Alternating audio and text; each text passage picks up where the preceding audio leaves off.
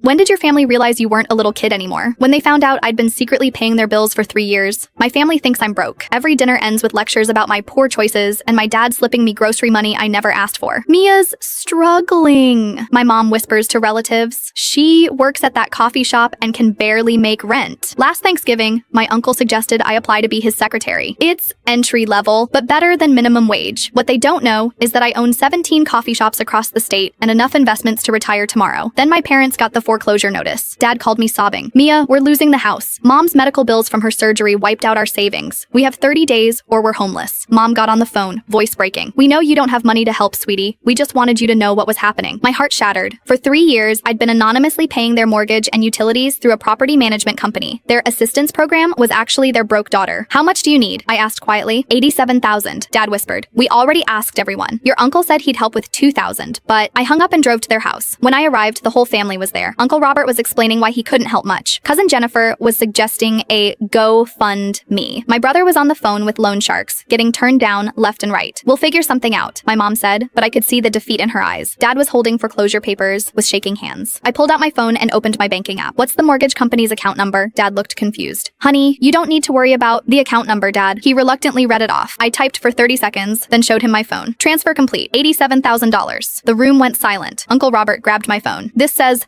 your account balance is $7,400,000. I finished. Give or take a few investments. My mom fainted. When she came to, the questions started flying. Where did you get this money? How long have you had it? Why didn't you tell us? I took a deep breath. Remember when you were worried about making your house payment 3 years ago and suddenly you qualified for that assistance program? That was me. Dad's face went white. The utilities assistance? The insurance help? All me. I've been covering about 60% of your monthly expenses for 3 years. My aunt was staring at me like I'd grown a second head. But you work at a coffee shop. I own the coffee shop and 16 others. I started with the money Grandpa left me and built a business empire while you all worried I couldn't balance a checkbook. My cousin Jennifer was scrolling through her phone. Oh my God, you're M. Starduck's coffee group. You bought the building where I work. You're my landlord. Uncle Robert looked at the foreclosure notice, then at me. All those times I offered you job advice. You were giving career counseling to someone who employs 47 people. The silence was deafening. Finally, my mom spoke. Why didn't you tell us? Because I liked having a family that loved me for who I was, not what I had. Every Sunday dinner where you worried about my rent money. Every Christmas where you gave me practical gifts because I needed them. You were loving me, not my bank account. I didn't want money to change that dynamic or make family gatherings feel transactional. Dad started crying. We made you feel like you had to hide your success. No, I said gently. You made me feel loved even when you thought I was failing. That's worth more than any business deal. 6 months later, at my mom's birthday dinner, Uncle Robert raised his glass. To Mia, who taught us that success isn't about what people see, it's about who you lift up when nobody's watching. My parents still slip me grocery money sometimes. I still take it because some traditions are worth more than pride.